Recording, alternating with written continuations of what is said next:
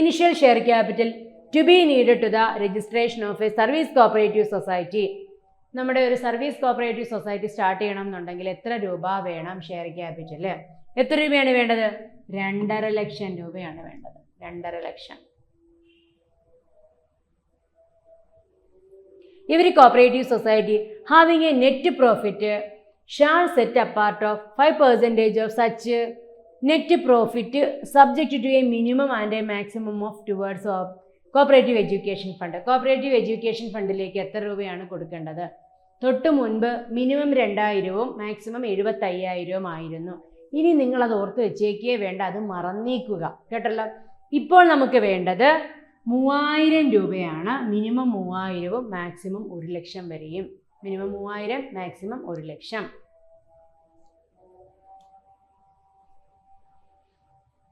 Rule 83 of KCS act 1969 എന്താണ് പറയുന്നത്? Rule 83 എന്താണ് പറയുന്നത്?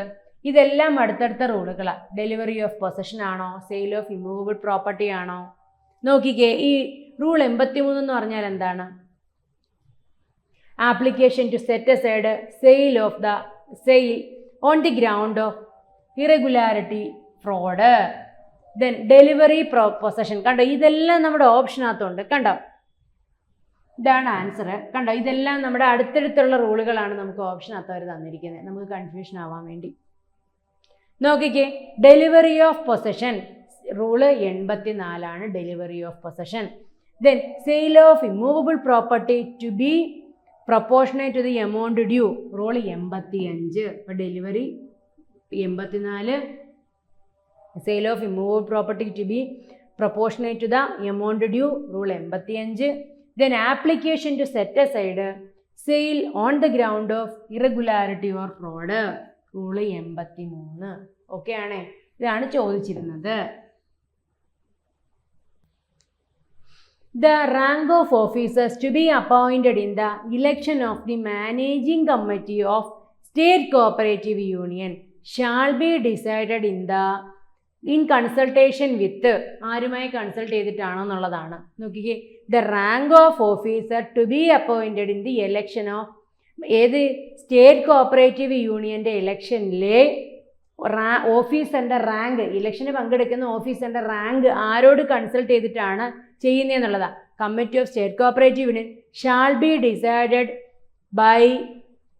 ബൈ ഇൻ ദ, ആരുമായിട്ടൊക്കെ കൺസൾട്ട് ചെയ്തിട്ടാണ്? സ്റ്റേറ്റ് കോപ്പറേറ്റീവ് ഇലക്ഷൻ കമ്മീഷനും ഗവൺമെൻറ്റുമാണോ? സ്റ്റേറ്റ് കോപ്പറേറ്റീവ് യൂണിയനും രജിസ്ട്രാറുമാണോ? അതോ രജിസ്ട്രാറും ഗവൺമെൻറ്റുമാണോ? സ്റ്റേറ്റ് കോപ്പറേറ്റീവ് ഇലക്ഷൻ കമ്മീഷനും രജിസ്ട്രാറുമാണോ? മനസ്സിലായോ? ചോദ്യം മനസ്സിലായോ? അപ്പോൾ ഇതിൻ്റെ ആൻസർ ഏതാണ്? നോക്കിയേ, എ ആണ്. സ്റ്റേറ്റ് കോപ്പറേറ്റീവ് ഇലക്ഷൻ കമ്മീഷനും ഗവൺമെൻറ്റാണ് തീരുമാനിക്കുന്നത്. ഓക്കെ, ഇവരുടെ റാങ്ക് തീരുമാനിക്കുന്നത്. നോക്കിക്കേ, the rank of officers to be appointed for the election of the managing committee of state cooperative union shall be decided by state cooperative election commission. ആരുമായി consult ചെയ്യണം? Government, in consultation with government. Okay, then അടുത്ത ചോദ്യം നോക്കേ.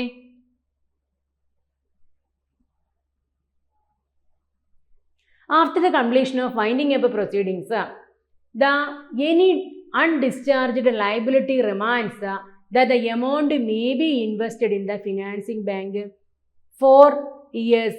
After that, if the amount remains in unpaid, registration in Swiss on motion on the application of the liquidator pass an order of transfer that amount to the amount. എവിടെയായിട്ടായിരിക്കും? ഇത് വളരെ easy ആയിട്ട് ഓപ്ഷനകത്ത് തന്നെ എഴുതാൻ പറ്റുമായിരുന്നു ഈ ഒരു ചോദ്യം അല്ലേ? എന്താണെന്നറിയാമോ?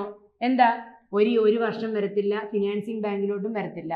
അപ്പം ഇതിനകത്ത് എന്തായാലും വരുന്നത് എന്താണ്? 2 years കോമൺ ലിക്വിഡേഷൻ ഫണ്ടിലേക്കാണ് മാറ്റുന്നത്. 2 years ആണ്. അതുപോലെ കോമൺ ലിക്വിഡേഷൻ ഫണ്ട്. ദെൻ അതുപോലെ അടുത്ത ചോദ്യം നോക്കേ.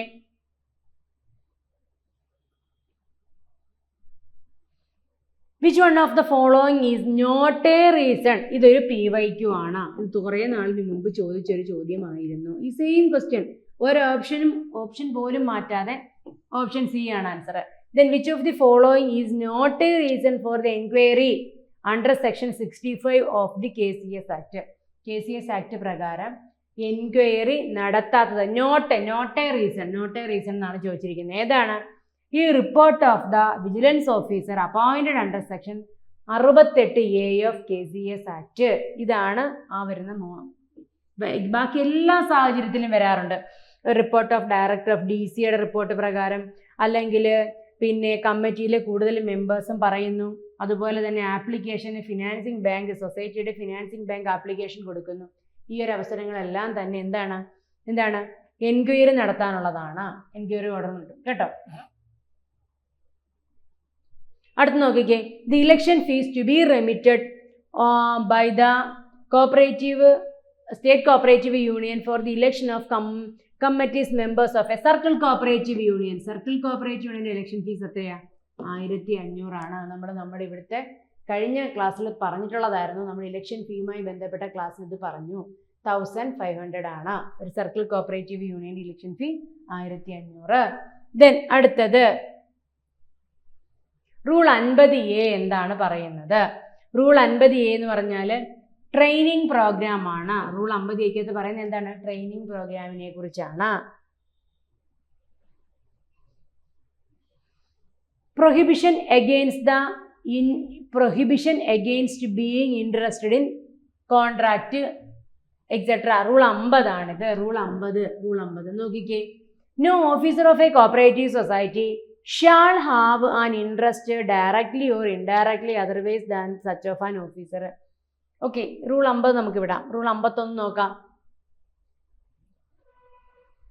Training programme.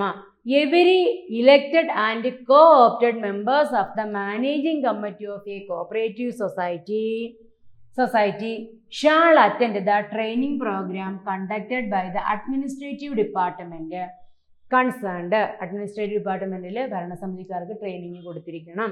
അതല്ല എന്നുണ്ടെങ്കിൽ സ്റ്റേറ്റ് കോപ്പറേറ്റീവ് യൂണിയൻ, അതുമല്ല എന്നുണ്ടെങ്കിൽ agricultural cooperative staff training institute, അതുമല്ല എന്നുണ്ടെങ്കിൽ the institute of cooperative management within 1 year from the date of election.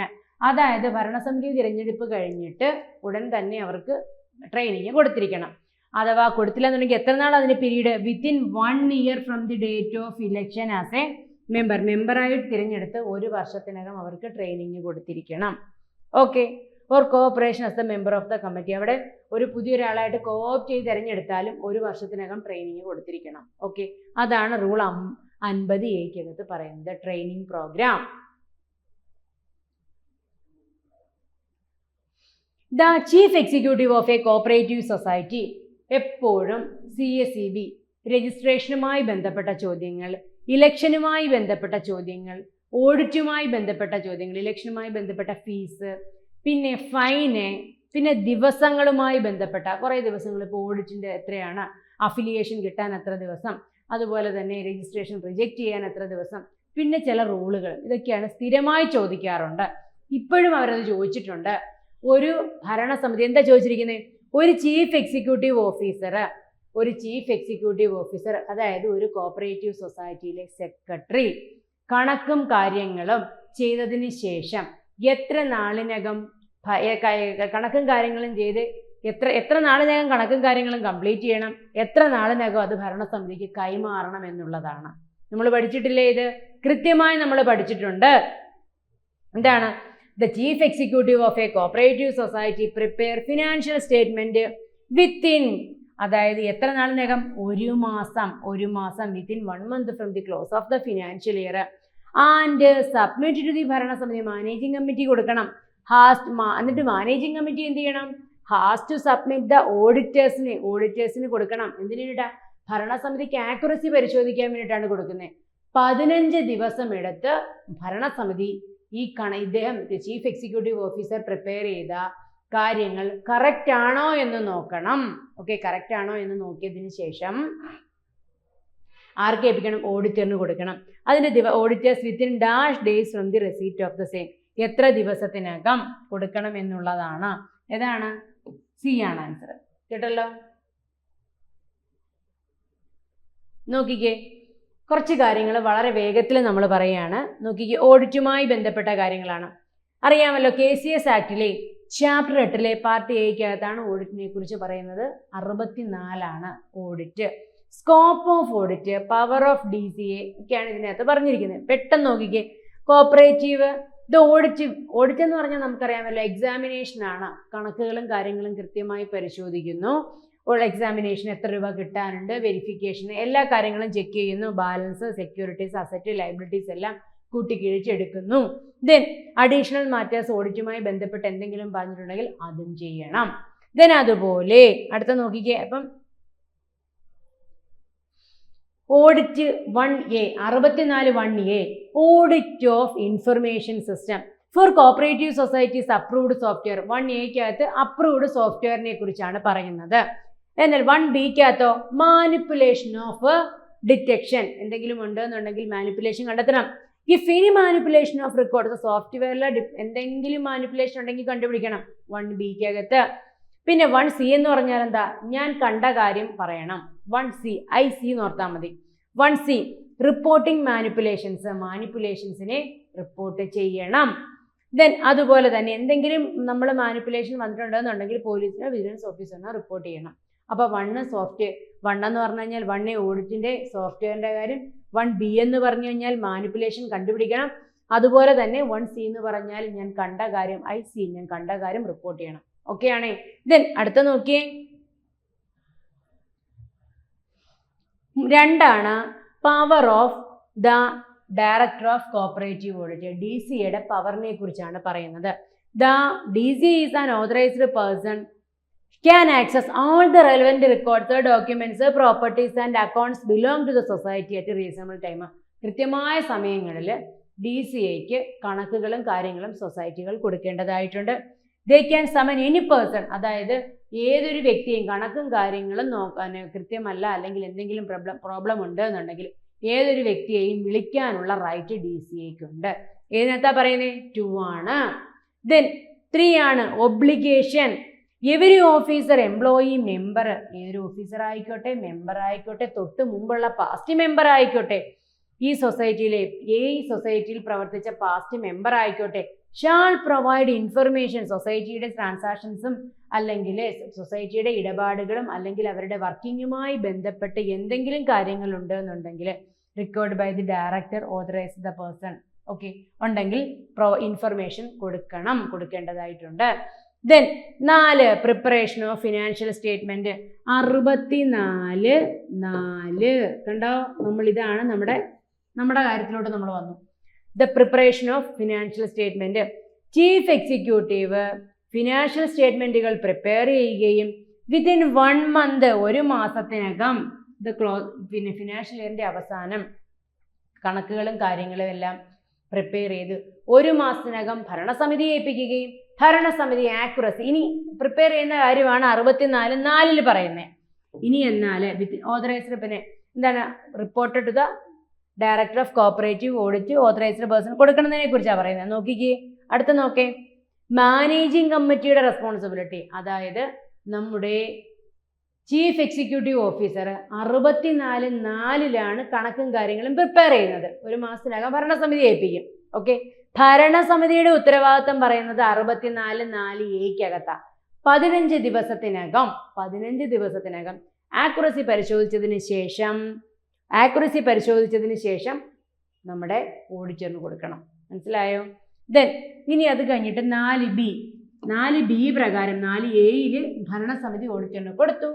4Bയിൽ കണക്കുകളും കാര്യങ്ങളും പരിശോധിച്ചതിന് ശേഷം 45 ദിവസത്തിനകം, അതാണ് പറയുന്നത് DCA 45 ദിവസത്തിനകം ഓഡിറ്റ് റിപ്പോർട്ട് കിട്ടി 45 ദിവസത്തിനകം കൊടുത്തിരിക്കണം. എന്ത് കൊടുത്തിരിക്കണം? Cooperative director of audit certificate കൊടുത്തിരിക്കണം. പറഞ്ഞ് മനസ്സിലായോ? 1 മാസത്തിനകം സെക്രട്ടറി കണക്കുകളും കാര്യങ്ങളും ഭരണസമിതിയെ കൊടുക്കണം. അപ്പം കണക്കുകളും കാര്യങ്ങളും സെക്രട്ടറി പരിശോധിക്കുന്നത് സെക്ഷൻ 64(4) പ്രകാരം. ദെൻ അതുപോലെ സെക്ഷൻ 64(4)A പ്രകാരം ഭരണസമിതി ആക്യുറസി പരിശോധിക്കണം. ആക്യുറസി പരിശോധിച്ച് 15 ദിവസത്തിനകം ഓഡിറ്ററിനെ ഏൽപ്പിക്കണം.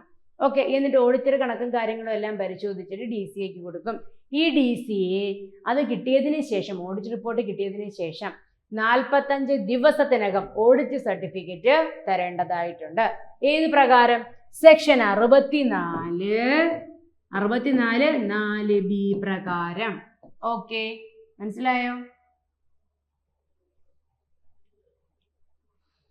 ഓഡിറ്റ് കംപ്ലീറ്റ് ചെയ്യണം എത്ര നാളിന് മുമ്പാണ്? അപ്പൊ 64(5) പ്രകാരം ഒരു കോപ്പറേറ്റീവ് സൊസൈറ്റി ഓഡിറ്റ് 90 ദിവസത്തിനകം, കോപ്പറേറ്റീവ് സൊസൈറ്റിയുടെ ഓഡിറ്റ് 90 ദിവസത്തിനകം കംപ്ലീറ്റ് ചെയ്തിരിക്കണം. 90 ദിവസം. ഒരു കോപ്പറേറ്റീവ് സൊസൈറ്റി രജിസ്റ്റർ ചെയ്യാൻ 60 ദിവസം, റിജക്റ്റ് ചെയ്യാൻ 15 ദിവസം, സൊസൈറ്റിയുടെ ഓഡിറ്റ് കണക്കും കാര്യങ്ങളും പരിശോധിക്കാൻ 90 ദിവസം. 90 മറക്കരുത്. ദെൻ നോക്കിക്കുക, അത് പറയുന്നത് എവിടെയാണ്? 64(5) പറയുന്നത്. Then discussion of findings 64 section 64(5)(a)ക്കകത്താണ് പറയുന്നത്. എന്തെങ്കിലും തെറ്റുകൾ ഉണ്ടെങ്കിൽ അത് ഫൈൻഡ് ചെയ്ത് കണ്ടുപിടിക്കണം. Before submitting auditing report the auditor must discuss the findings with the managing committee. അതായത് റിപ്പോർട്ട് സബ്മിറ്റ് ചെയ്യുന്നതിന് മുമ്പേ ഭരണസമിതിയോട് പറയണം, നിങ്ങളിഞ്ഞ് വന്നേ, നിങ്ങൾക്ക് ഏതാണ്ട് ഈ കണക്കും കാര്യങ്ങളൊക്കെ നോക്കിയപ്പോൾ ഒരുപാട് മിസ്റ്റേക്ക് ഉണ്ടല്ലോ, ഇതൊക്കെ എങ്ങനെയാണ് വന്നേ? ഇതിൻ്റെ കാര്യങ്ങൾ അവരോട്, ഭരണസമിതിയോട് കൃത്യമായി ഓഡിറ്റർ പറയണം. ഏത് പ്രകാരം? 5A പ്രകാരം. മനസ്സിലായോ?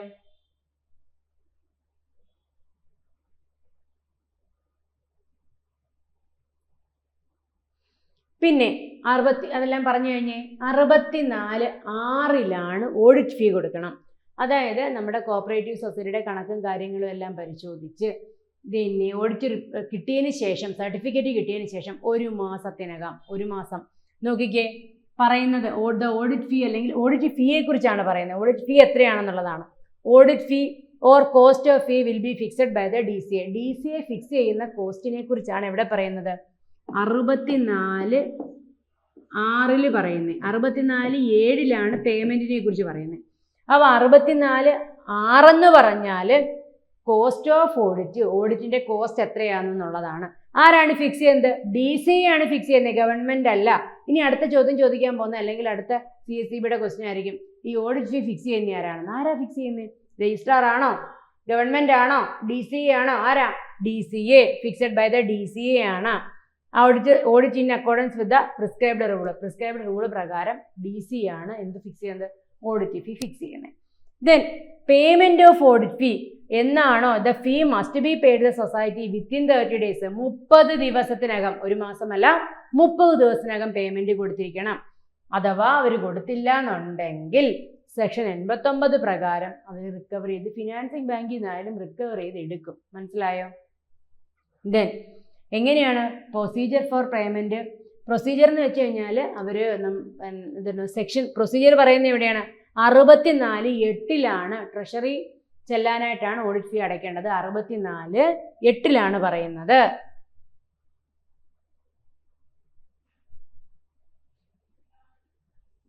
ഒമ്പതിൽ പറയുന്നത് റെക്ടിഫിക്കേഷൻ ഓഫ് ഡിഫക്റ്റ്. 64(9) റെക്ടിഫിക്കേഷൻ. എന്തെങ്കിലും ഓഡിറ്റുമായി ബന്ധപ്പെട്ട് എന്തെങ്കിലും റെക്ടിഫിക്കേഷൻ ഉണ്ടെന്നുണ്ടെങ്കിൽ മാനേജിംഗ് കമ്മിറ്റി അത് തീർച്ചയായും റെക്ടിഫൈ ചെയ്തിരിക്കണം. എന്നിട്ട് എന്ത് പറയണം? ആർക്ക് കൊടുത്തിരിക്കണം? Term and place action report the general body. General ബോഡിയോട് പറയണം.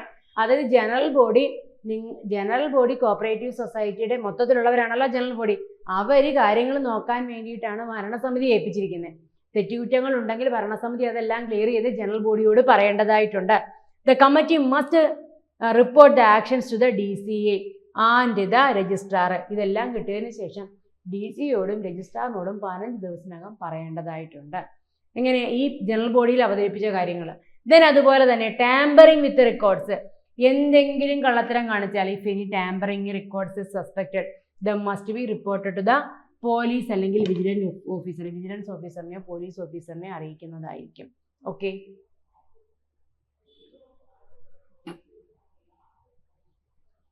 എന്തെങ്കിലും സീരിയസ് ഡിഫക്റ്റ് ഉണ്ടെന്നുണ്ടെങ്കിൽ 64(10) സീരിയസ് ഡിഫക്റ്റ് ഉണ്ടെന്നുണ്ടെങ്കിൽ DCA immediately communicate finding to രജിസ്ട്രാറിലേക്ക് അറിയിച്ചിട്ട് അടുത്ത ആക്ഷൻ എടുക്കാൻ പറയും, ആക്ഷൻ നടപടികൾ എടുക്കാൻ പറയും.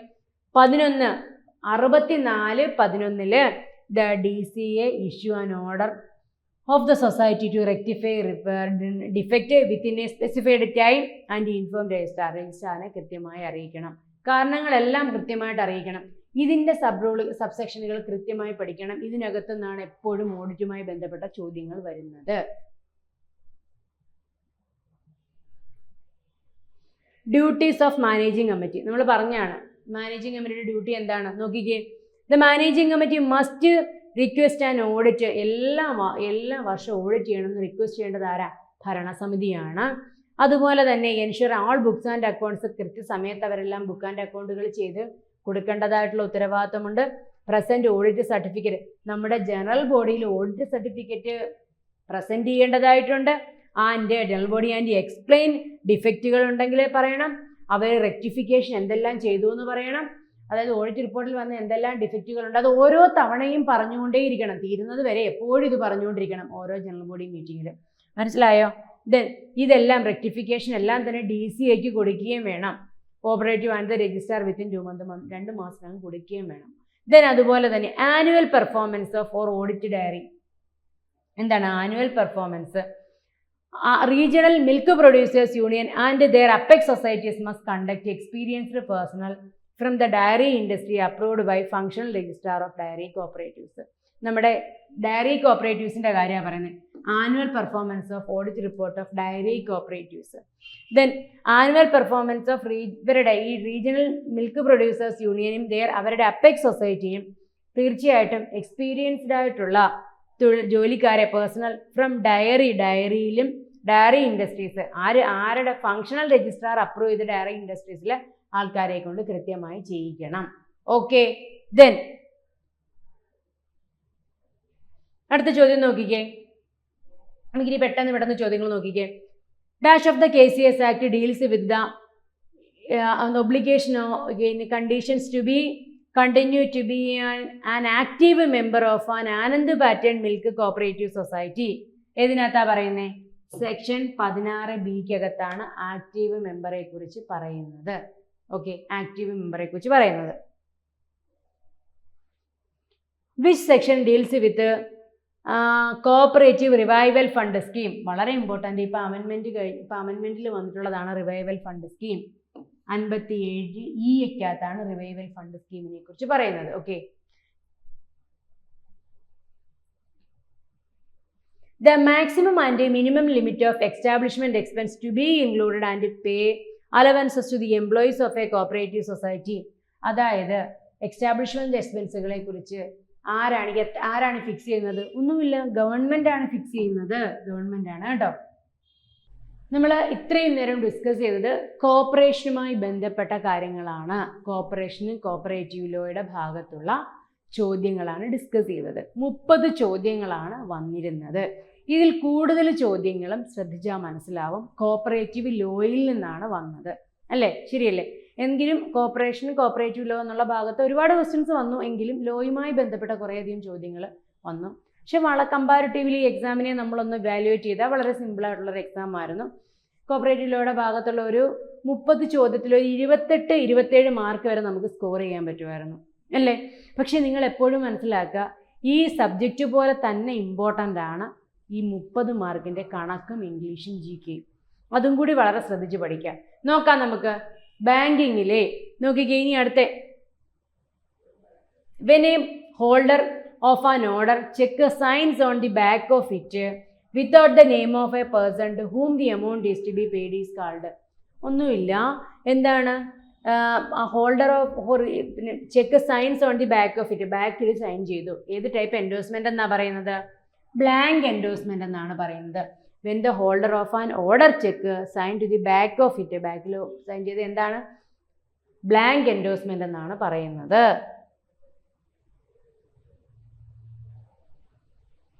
സെക്ഷൻ 131 എന്താണ് പറയുന്നത്?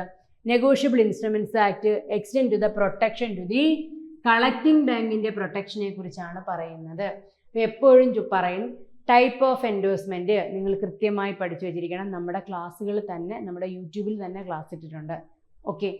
അതുപോലെ തന്നെ നെഗോഷ്യബിൾ ഇൻസ്ട്രുമെന്റ്സിന്റെ കുറച്ച് സെക്ഷൻസുകൾ നിങ്ങൾ കൃത്യമായി പഠിക്കണം. സെക്ഷൻ 131 എന്താ പറയുന്നത്? കളക്ടിംഗ് ബാങ്കിനെ കുറിച്ചാണ് പറയുന്നത്. അടുത്തത്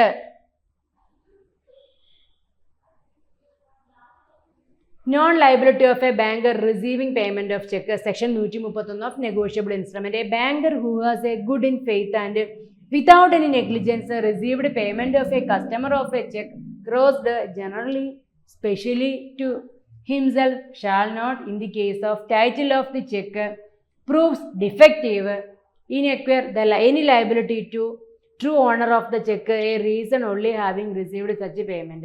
അതായത് നമ്മൾ എപ്പോഴായാലും നമ്മൾ പിന്നെ ഒരു ബാങ്കറിന് പിന്നെ നെഗോഷ്യബിൾ ഇൻസ്ട്രുമെന്റ് നമ്മൾ ശ്രദ്ധിച്ചേക്കുക. കളക്റ്റിംഗ് ബാങ്കിന് ഒരു പ്രൊട്ടക്ഷനാണ്, നമ്മൾ പൈസ കൊടുക്കുന്നതിന് മുൻപ് ശ്രദ്ധിക്കുക. ഓക്കെ, സെക്ഷൻ 131 എന്താണ്? നെഗോഷ്യബിൾ ഇൻസ്ട്രുമെന്റ്സ് ആക്ട് എന്തിന്റെ പ്രൊട്ടക്ഷനാണ് പറയുന്നത്? കളക്റ്റിംഗ് ബാങ്കിന്റെ പ്രൊട്ടക്ഷനെ കുറിച്ചാണ് പറയുന്നത്. അടുത്ത നോക്കിയേ,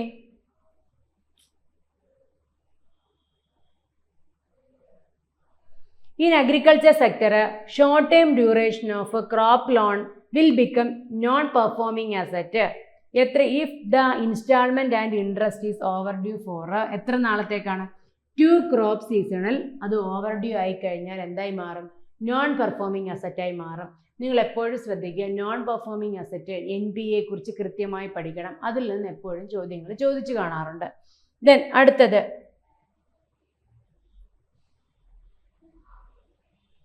what is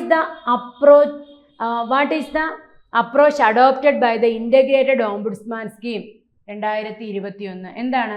റീജിയണൽ ഓംബുഡ്സ്മാൻ സ്കീമാണ് നമ്മൾ അഡോപ്റ്റ് ചെയ്തിരിക്കുന്നത്. അടുത്ത ചോദ്യം നോക്കിക്കേ, what is the peculiarity jurisdiction of the district forum under consumer protection act up to 100 lakh വരെയാണ്. ദെൻ അടുത്ത ചോദ്യം നോക്കേ, which is the term best describes the role of self-help group in the credit delivery system? ഏതാണ്? നമ്മുടെ self help group, സ്വയം സഹായ സംഘങ്ങളുണ്ടല്ലോ, അവരെ കുറിച്ചാണ് ചോദിച്ചിരിക്കുന്നത്. ഏതാണ് best describes the role of self? ഇതിനെക്കുറിച്ച് പറയുന്നത്. ഇതിനകത്ത് ആൻസർ ഇതിനകത്ത് തന്നെയുണ്ട്. മാക്രോ വരത്തില്ല, മെഗാ ഫിനാൻസിങ് വരത്തില്ല, അൾട്രാ ലെൻഡിങ്ങും വരത്തില്ല. ഏത് തന്നെയാണ്? Micro finance. ഓക്കെ, സ്വയം സഹായ സംഘങ്ങൾ ലോൺ എടുക്കത്തില്ലേ മൈക്രോ ഫിനാൻസുകളിൽ നിന്ന്? ഓക്കെ, അത് ഓർത്ത് വെച്ചാൽ മതി, micro finance. What is the loan target for the weaker section beneficiaries for the bank other than regional rural bank as per priority sector guideline? Priority സെക്ടറിന് loan കൊടുക്കണം എന്നുള്ള guide line പ്രകാരം എത്ര ശതമാനം? 12%. ഇതൊരു PYQ ക്വസ്റ്റ്യൻ ആണ്, ഇതൊരു previous ചോദ്യമായിരുന്നു. Then അടുത്ത ചോദ്യം നോക്കിക്കേ, when the loan installment is due for payment from 31 days to 60 days, the account is classified as which category? ഏതിലാണ് അത് വരുന്നത്? SMA1ന്റെ കാറ്റഗറിയിലാണ് വരുന്നത്. SMA1 കാറ്റഗറിയിലാണ്. ദെൻ അടുത്തത് നോക്കിക്കേ, what is the written in security thread of currency note of higher denomination? Higher ഡിനോമിനേഷനിലെ currency നോട്ടിൽ വരുന്ന thread എന്താണെന്നാണ് പറയുന്നത്? എന്തിലാണ് വരുന്നത്? RBI ഇംഗ്ലീഷിലും ഭാരതിൻ ഹിന്ദിയിലും. ഓപ്ഷൻ എ ആണ് ആൻസർ. ഇംഗ്ലീഷിൽ RBI എന്നും ഭാരത് എന്ന് ഹിന്ദിയിലും എഴുതിയിട്ടുണ്ട്. As per section 9 of DR Act, no banking company shall hold any immovable property, however acquired, except such as is required for such its own use for any further period. എത്ര നാളിൽ കൂടുതൽ കൈവശം വെക്കാൻ പറ്റില്ല. ഓക്കെ, പുതിയതായിട്ട് വന്നതാണ് 7 വർഷം. ഇതും പ്രീവിയസ് ആണ്. ഇതും കഴിഞ്ഞ ഒരു പരീക്ഷയ്ക്ക് ചോദിച്ചൊരു ചോദ്യം തന്നെ ആയിരുന്നു. Under farm mechanisation scheme, loan given for farm മെക്കനൈസേഷന് വേണ്ടിയിട്ട് ലോൺ കൊടുക്കുന്നത് ലോൺ എന്തിനാണ് കൊടുക്കുന്നത്? ഫാം മെക്കനൈസേഷൻ അതിനകത്ത് തന്നെ കിടപ്പുണ്ട്. മെഷീൻസ് വാങ്ങാനല്ലേ ഫാം മെക്കനൈസേഷൻ സ്കീമിൽ ലോൺ കൊടുക്കുന്നത്. അപ്പോൾ ഏതാണ്? കൾട്ടിവേഷൻ വരത്തില്ല, ഇറിഗേഷൻ വരത്തില്ല, പർച്ചേസിങ് ഓഫ് ഫാം ഇക്വിപ്മെന്റ് വാങ്ങാൻ വേണ്ടിയിട്ടാണ്. അടുത്ത നോക്കിക്കേ, ഗൂഗിൾ പേ സ്ഥിരം ഉപയോഗിക്കുന്നവർക്ക് വളരെ ഈസി ആയിട്ട് കിട്ടും ഇതിന്റെ ആൻസർ അല്ലേ? എന്താ എൻ്റെ answer? Payment gateway. RuPay card is launched and operated by, ഇവരാരുമല്ല റുപേ കാർഡ് കൊണ്ടുവന്നിരിക്കുന്നത് അല്ലേ? നൺ ഓഫ് ദി എബോവ് ആണ് ആൻസർ.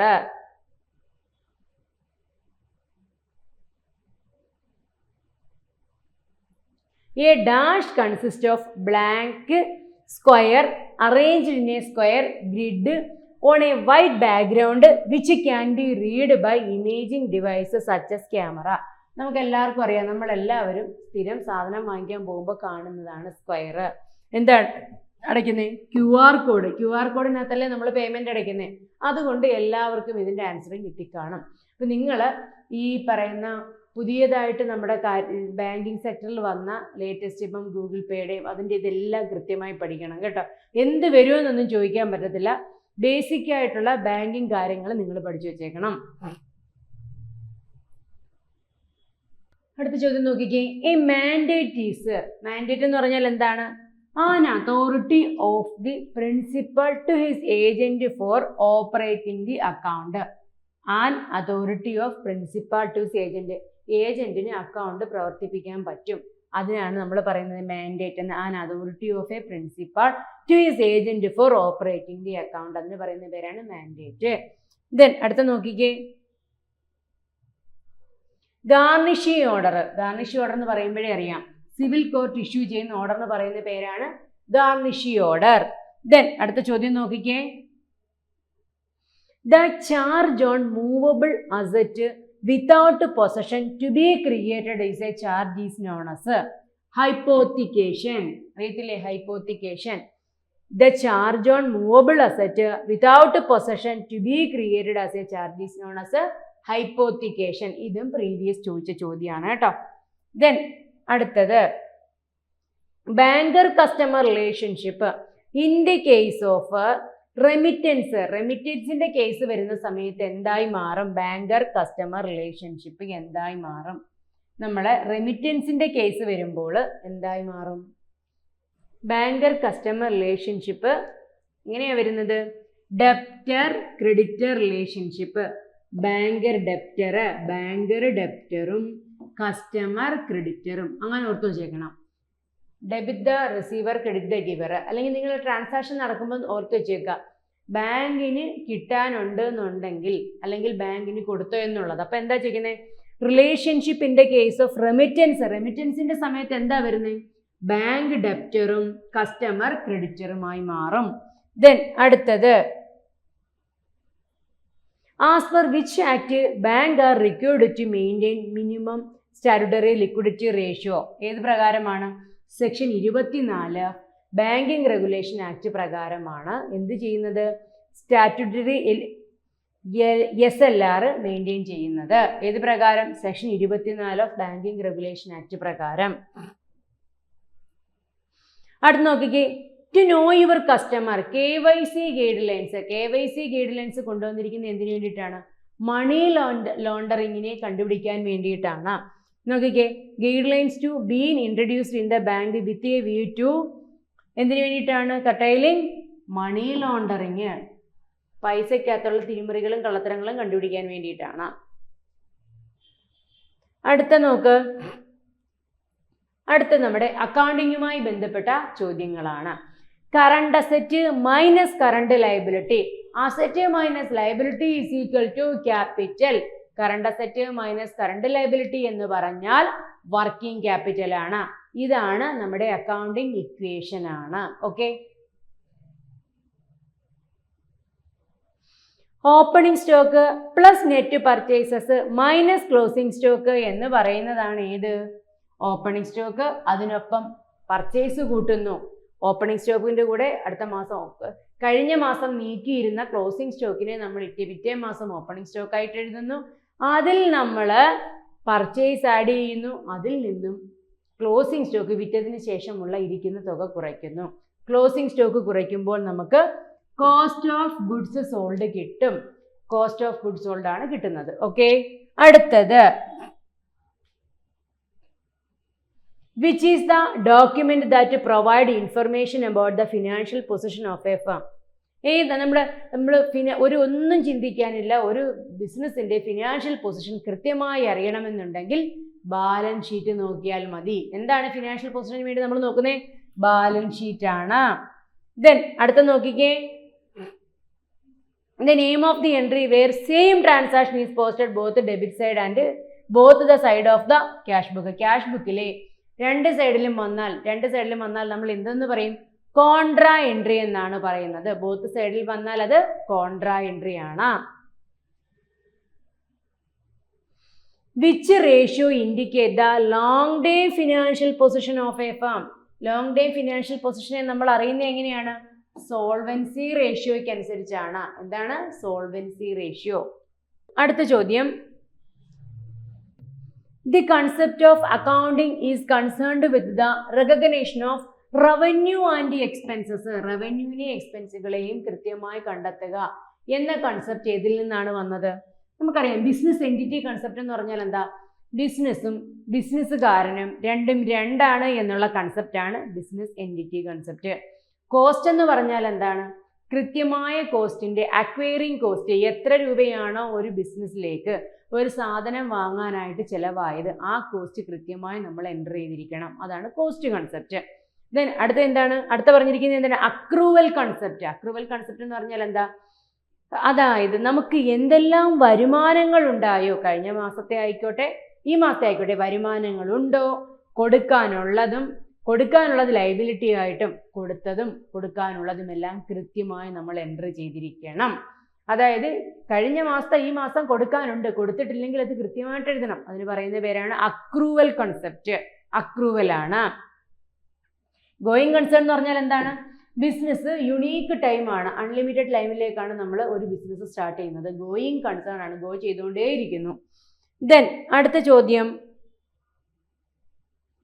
ബിൽ റിസീവബിൾ എന്ന് പറഞ്ഞാൽ എന്താ? ബിൽസ് റിസീവബിൾ എന്ന് പറഞ്ഞാൽ നമുക്ക് കിട്ടാനുണ്ട്. ഒരു ബിസിനസിനെ സംബന്ധിച്ചിടത്തോളം ബിൽസ് റിസീവബിൾ അസറ്റ് ആണ്, കിട്ടാനുണ്ട്. അപ്പൊ ഇതിനകത്ത് അസറ്റ് ഉണ്ടോ നോക്കിക്കേ, അസറ്റ്. ദെൻ അടുത്ത ചോദ്യം,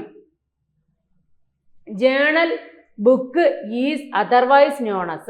നമുക്ക് എല്ലാവർക്കും അറിയാം journal is the book of original entry. Journal is the book of original entry. Then അടുത്ത ചോദ്യം നോക്കിക്കേ,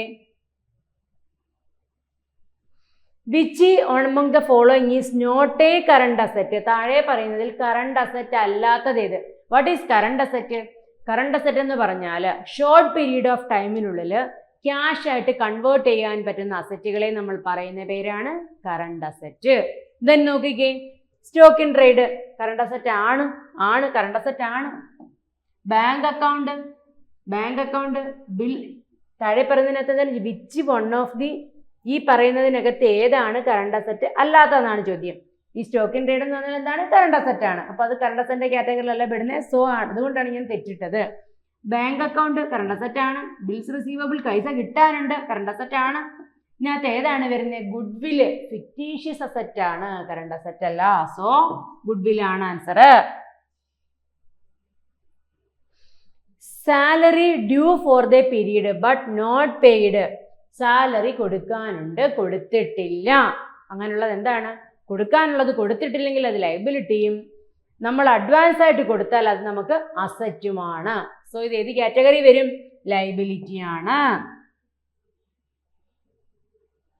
ഈ book of original entry where the financial position, നമ്മൾ തൊട്ട് മുമ്പ് പറഞ്ഞ book of original entry where the പക്ഷെ മാറ്റമുണ്ട്. The book of original entry where the financial transactions for a specific period or a day are chronologically record.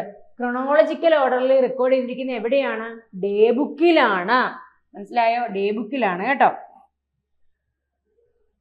The income over expenditure shown in the income and expenditure account. വരുമാനം ചിലവിനേക്കാട്ടിൽ കൂടുതലായിട്ട് കിട്ടി, അതായത് ലാഭം കിട്ടി എന്നുണ്ടെങ്കിൽ ഇൻകം ആൻഡ് എക്സ്പെൻഡിച്ചറിൽ നമുക്ക് എന്തായിരിക്കും? സർപ്ലസ് ആയിരിക്കും. Okay, surplus. Factory cost plus office overhead. Factory കോസ്റ്റും ഓഫീസ് ഓവർഹെഡും കൂടി കൂട്ടുമ്പോൾ എന്താണ് കിട്ടുന്നത്? കോസ്റ്റ് ഓഫ് പ്രൊഡക്ഷൻ ആണ് കിട്ടുന്നത്. Cost of production. ദെൻ അടുത്ത ചോദ്യം നോക്കേ,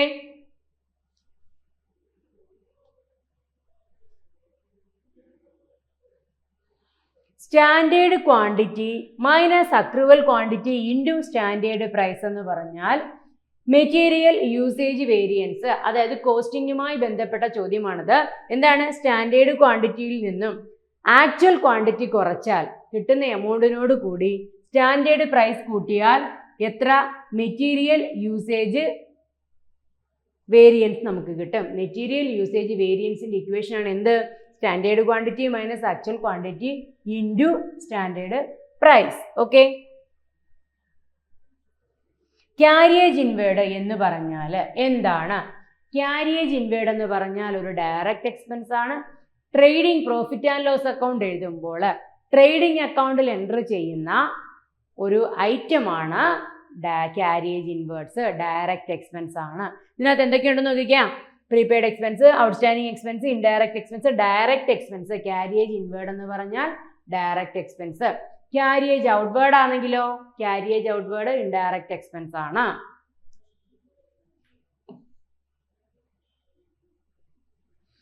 Which one of the following is not related to the margin of safety? Is related to margin of safety. Margin of safety എന്ന് പറഞ്ഞാൽ എന്താ? സെയിൽസ് മൈനസ് ബ്രേക്ക് ഇവൻ സെയിൽസിനെയാണ് നമ്മൾ margin of safety എന്ന് പറയുന്നത്. Which of the following is a capital profit? Capital profit എന്ന് പറഞ്ഞാൽ എന്താ? ഇതിനകത്ത് വരുന്നതിനകത്ത് ക്യാപിറ്റൽ പ്രോഫിറ്റ് പറയുന്നുണ്ട്. എന്തുകൊണ്ടാണ്? മൂലധനം വിറ്റ് കിട്ടുന്ന ലാഭം. ഓക്കെ, നോക്കിക്കേ. Profit on sale of goods അതെന്ന് പറഞ്ഞാൽ റവന്യൂ പ്രോഫിറ്റ് ആണ്, റവന്യൂ ഏണിംഗ് ആണ്. Profit received on the sale of fixed asset. ഒരു ഫിക്സഡ് അസറ്റ് നമ്മൾ വാങ്ങി ഡിപ്രീസിയേഷൻ എല്ലാം കഴിഞ്ഞിട്ട് 50,000 രൂപയുള്ളായിരുന്നു നമുക്ക് കിട്ടണ്ടേ. നമ്മൾ വിറ്റപ്പോൾ നമുക്ക് 1 ലക്ഷം കിട്ടി. അപ്പോൾ 50,000 ലാഭമല്ലേ? അതാണ് നമ്മൾ ക്യാപിറ്റൽ പ്രോഫിറ്റ് എന്ന് പറയുന്നത്. Profit received on sale of fixed asset. അടുത്ത നോക്ക്. What is the method of issue of material when material is purchased in February? ഫെബ്രുവരിയിൽ മെറ്റീരിയൽ പർച്ചേസ് ചെയ്തു. Issued where the material purchased from February to June remain stock. ഫെബ്രുവരി മുതൽ June വരെയുള്ള material വാങ്ങിച്ചത് അവിടെ ഇരിക്കുമ്പോൾ കേട്ടല്ലോ, അപ്പോഴും ഫെബ്രുവരിയിൽ വാങ്ങിച്ചതാണ് ഇഷ്യൂ ചെയ്തത്. ആദ്യം വാങ്ങിച്ചത് ആദ്യം ഇഷ്യൂ ചെയ്യുന്നു. നമ്മുടെ വീട്ടിലെ എന്തെങ്കിലും സാധനം വാങ്ങിച്ചു വെച്ച് കഴിഞ്ഞാൽ നമ്മൾ ആദ്യം വാങ്ങിച്ചതല്ലേ ആദ്യം ഉപയോഗിക്കുന്നത്. പിന്നീട് നമ്മളെല്ലാം അങ്ങനെയല്ലേ ഉപയോഗിക്കുന്നത്. അരി വാങ്ങിച്ചു കഴിഞ്ഞാൽ 1-ാം തീയതി വാങ്ങിക്കുന്ന അരി 1-ാം തീയതി നമ്മൾ 10 കിലോ അരി മേടിച്ചു കഴിഞ്ഞാൽ ബൾക്കായിട്ട് വാങ്ങിക്കുമ്പോൾ എങ്ങനെയാണ് ചെയ്യുന്നത് അല്ലേ? അതല്ല, നമ്മൾ ആദ്യം വാങ്ങിച്ച സാധനങ്ങളല്ലേ നമ്മൾ ഉപയോഗിച്ച് തീർക്കുന്നത്. എക്സ്പയറി ഡേറ്റ് കഴിയുന്നതിന് മുമ്പ് വേസ്റ്റ് ആയിക്കോട്ടെ എന്തായാലും. അതിന് പറയുന്ന പേരാണ് first in first out method. അതാണ് first in first out. First in first out. ഇതാണ് ലിഫോ എന്ന് പറഞ്ഞാൽ എന്താ? Last in first out. Last എടുത്തത് ആദ്യം ഉപയോഗിക്കുക, അതിന് പറയുന്നതാണ് ലാസ്റ്റ് ഇൻ ഫസ്റ്റ് ഔട്ട്. അപ്പം ഫസ്റ്റ് ഇൻ ഫസ്റ്റ് ഔട്ട്, ഫെബ്രുവരിയിൽ വാങ്ങിയ സാധനം ജൂൺ ആയിട്ട് നമ്മൾ ഫെബ്രുവരിയിൽ തന്നെയാണ് ഉപയോഗിച്ചുകൊണ്ടിരിക്കുന്നതെങ്കിൽ ആദ്യം വന്നത് ആദ്യം ഉപയോഗിക്കുന്നു. First in first out. Okay. അടുത്തതാണ് what is the method of writing down value of depreciation? Depreciation ആണോ? Mines quarries in the basis of production. Mines quarries എന്ന് പറഞ്ഞാലേ നമുക്കറിയാം, ഓപ്ഷൻ പോലും നോക്കണ്ട, നമുക്കറിയാം ഡിപ്ലീഷൻ മെത്തേഡ്. നമ്മൾ എങ്ങനെയാണ് ഡിപ്രീസിയേഷൻ ചാർജ് ചെയ്യുന്നത്? ഡിപ്ലീഷൻ മെത്തേഡിലാണ് ചാർജ് ചെയ്യുന്നത് അല്ലേ? ബാക്കിയൊക്കെ എന്താ? ഡിമിനിഷിങ് അല്ല, അമോർട്ടൈസേഷൻ, ഗുഡ് വില്ലിനെ റൈറ്റ് ഓഫ് ചെയ്യുന്നു, സിങ്കിങ് ഫണ്ട് അല്ല അല്ലേ? എന്താണ്? ഡിപ്ലീഷൻ ആണ്. What is the method of wage payment when the period of work ആണ് കാൽക്കുലേറ്റ് ചെയ്യുന്നതെന്നുണ്ടെങ്കിൽ, പീസ് വർക്ക് അല്ല, പീരീഡ് എന്ന് കേൾക്കുമ്പോഴേ നമുക്കറിയാം ടൈം റേറ്റ്. പീസ് ആകുമ്പോൾ അത് മാറും. കഴിഞ്ഞ തവണയും കോസ്റ്റിങ്ങുമായി ബന്ധപ്പെട്ട് ഇതുപോലൊരു ചോദ്യം ചോദിച്ചായിരുന്നു. ഇതേപോലെ വേറൊരു ചോദ്യം ചോദിച്ചിട്ടുണ്ടായിരുന്നു. ഇതെന്ന് വെച്ചാൽ നമുക്ക് സിമ്പിളാണ്. എന്താണ്? പീരീഡ് ഓഫ് ടൈമാണ്. അതിനകത്ത് തന്നെ പറഞ്ഞിട്ടുണ്ട് ടൈം റേറ്റ് ആണ്. അല്ലാതെ നമ്മൾ ഒരു പീസ് കാര്യം ചെയ്യുന്നു, ഡെയിലി വേജസ് നമ്മൾ എന്താ ചെയ്യുന്നത്? ഒരു ദിവസം പോകുന്നു, വർക്ക് ചെയ്യുന്നു, അല്ലെങ്കിൽ എന്തെങ്കിലും ഒരു കാര്യം ചെയ്തു കൊടുക്കുമ്പോൾ കിട്ടുന്ന റേറ്റ് അല്ലെങ്കിൽ ജോലിക്ക് കിട്ടുന്ന വരുമാനമാണ് പീസ് റേറ്റ് സിസ്റ്റം എന്ന് പറയുന്നത്. ഒരു പീസിന് ഇത്ര രൂപ വെച്ചിട്ട് 10 പാവ ഉണ്ടാക്കുമ്പം ഇത്ര രൂപ തരും. അതാണ് പീസ് റേറ്റ് സിസ്റ്റം. നേരെ മറിച്ച് നമ്മളൊരു ഉദാഹരണത്തിന് ഞാനിപ്പോൾ ഒരു പാവ ഉണ്ടാക്കുന്ന കമ്പനിയിലാണ് വർക്ക് ചെയ്യുന്നതെന്നുണ്ടെങ്കിൽ 10 പാവ ഉണ്ടാക്കിയാൽ നിങ്ങൾക്ക് ഇത്ര രൂപ, 11 പാവ ഉണ്ടാക്കുമ്പം അത്രയും കൂടുതൽ. അതൊരു പീസ് റേറ്റ് സിസ്റ്റം എന്ന് പറയും. നേരെ മറിച്ച് ഞാനൊരു കമ്പനിയിൽ വർക്ക് ചെയ്യുവാണ്, ഈ പാവ കമ്പനിയിൽ തന്നെ വർക്ക് ചെയ്യുന്നു. 10 ഉണ്ടാക്കിയാലും 20 ഉണ്ടാക്കിയാലും നമുക്ക് മന്ത്ലി ഒരു സാലറി. അപ്പം മന്ത്ലി നമുക്ക് എത്രയാണോ കിട്ടുന്നത് അത് കിട്ടും. എത്ര കൂടുതൽ ഉണ്ടാക്കിയാലും കുറച്ചുണ്ടാക്കിയാലും നമുക്കത് തന്നെ കിട്ടും. അതാണ് എന്ത്? പീരീഡ് എന്ന് പറഞ്ഞാൽ. മനസ്സിലായോ? ടൈം പീരീഡിൽ കൊടുക്കുന്നു. സോ അതാണ് പറയുന്നത് ടൈം റേറ്റ് സിസ്റ്റം. ഓക്കെ. ഇതിനകത്ത് പഠിക്കാനുള്ളതെന്ന് വെച്ച് കഴിഞ്ഞാൽ അക്കൗണ്ടിങ്ങിൻ്റെയും കോസ്റ്റിങ്ങിൻ്റെയും ബേസിക് ചോദ്യങ്ങളും ബാങ്കിങ്ങിനകത്ത് പ്രീവിയസ് ചോദ്യങ്ങളും പിന്നെ കുറച്ച് കറണ്ട് അഫയേഴ്സ് സംബന്ധമായ ചോദ്യങ്ങളുമാണ് നമ്മുടെ ഈ വരുന്ന കഴിഞ്ഞ CSEB എക്സാമിന് വന്നത്. ഇതിനകത്തുള്ളൊരു പ്രത്യേകത, കണക്കും ഇംഗ്ലീഷും GKയും, കണക്ക് ഇംഗ്ലീഷ് GKയും കൂടി അറിയാവുന്നവർക്ക് വളരെ ഈസി ആയിട്ട് കടന്നുകൂടാൻ പറ്റുന്നൊരു പരീക്ഷയായിരുന്നു ഇത്. ഇനി എന്തായാലും കഴിഞ്ഞത് കഴിഞ്ഞു. ഇനി ഇതിനെക്കുറിച്ചൊന്നും കൂടുതൽ ചിന്തിക്കേണ്ട കാര്യമില്ല. നിങ്ങൾ സൈറ്റിൽ പ്രീവിയസ് ക്വസ്റ്റ്യൻ പേപ്പറുകൾ സൈറ്റിൽ നിന്നെല്ലാം ഡൗൺലോഡ് ചെയ്യുക. എന്നിട്ട് CSEBയുടെ തന്നെ സൈറ്റിൽ ക്വസ്റ്റ്യൻ പേപ്പറുകൾ അവൈലബിൾ ആണ്. ഇതെടുക്കുക. ഒരു 4-5 ക്വസ്റ്റ്യൻ പേപ്പർ എടുത്തിട്ട്, ഒരുപാട് വർഷത്തെ കിട്ടിയിട്ടും ചിലപ്പം അതിൽ കാര്യമൊന്നും ഉണ്ടാവത്തില്ല. കാര്യം ഇനി ഇതിന് ഈ പ്രീവിയസ് ചോദ്യങ്ങൾ കറക്റ്റ് 1-2 ഒക്കെ വരത്തുള്ളൂ. പക്ഷെ അനുബന്ധ കാര്യങ്ങൾ പഠിക്കേണ്ടതായിട്ടുണ്ട്. സോ പ്രീവിയസ് ക്വസ്റ്റ്യൻസ് ഡൗൺലോഡ് ചെയ്യുക. അതിൻ്റെ answer key, final answer key CSEBയുടെ തന്നെ ഡൗൺലോഡ് ചെയ്യുക. എന്നിട്ട് നിങ്ങൾ പഠനം തുടങ്ങുക. ഇതുവരെയും സമയം വൈകിയിട്ടില്ല. നമ്മളെ നെഗറ്റീവ് പറഞ്ഞ് നമ്മളെ വെറും 0 ആയിട്ട് കാണുന്ന കുറേ ആൾക്കാരുണ്ട്. എല്ലാവരും അങ്ങനെ തന്നെയാണ്. ഒട്ടുമിക്ക ആൾക്കാരും നമ്മളോട് ഇങ്ങനെ നെഗറ്റീവ് പറയുന്ന ആൾക്കാരാണ്. ഒന്നും നിങ്ങൾ വിചാരിക്കേണ്ട. എന്തായാലും എന്നെങ്കിലും ദൈവം തമ്പുരാൻ കണ്ണു തുറക്കുമെന്നുള്ളൊരു പ്രതീക്ഷയിൽ നിങ്ങൾ പഠിക്കുക. ഒരിക്കലും ക്വിറ്റ് ചെയ്യരുത്. മാക്സിമം ശ്രമിക്കുക. ഓക്കെ, നമ്മൾക്ക് ഞാൻ പറയുന്ന ഏജ് ഓവർ ആവുന്നത് വരെ നിങ്ങൾ ശ്രമിച്ചുകൊണ്ടിരിക്കുക. ഏതൊക്കെ സാഹചര്യങ്ങളായാലും നന്നായിട്ട് പഠിക്കുക. നമ്മുടെ മാസ്റ്റർ കെ അക്കാഡമി പുതിയ ബാച്ച് ഉടനെ സ്റ്റാർട്ട് ചെയ്യുന്നുണ്ട്. നമ്മുടെ ക്ലാസ്സുകളിൽ ജോയിൻ ചെയ്യുക. മെൻറ്റർഷിപ്പ് സപ്പോർട്ടോട് കൂടി തന്നെ നിങ്ങൾക്ക് പഠിക്കാം. അപ്പം എല്ലാവർക്കും അടുത്ത എക്സാം ഇതിനെക്കുറിച്ചൊന്നും നിങ്ങൾ ചിന്തിക്കേണ്ട. കഴിഞ്ഞത് കഴിഞ്ഞു, റാങ്ക് ലിസ്റ്റൊക്കെ വരട്ടെ, നമുക്ക് നോക്കാം. ഇനിയത്തെ ക്ലാസ്, ഇനി അടുത്ത എക്സാമിന് വേണ്ടി പഠിക്കുക. പുതിയ നോട്ടിഫിക്കേഷൻ വന്നിട്ടുണ്ട്, അതിന് വേണ്ടിയിട്ട് പഠിക്കുക. ഏറ്റവും നന്നായിട്ട് പഠിക്കുക. അപ്പോൾ എല്ലാവർക്കും നല്ലൊരു ദിവസം ആശംസിക്കുന്നു. ഓക്കെ ഡിയേഴ്സ്, നമുക്ക് വീണ്ടും കാണാം.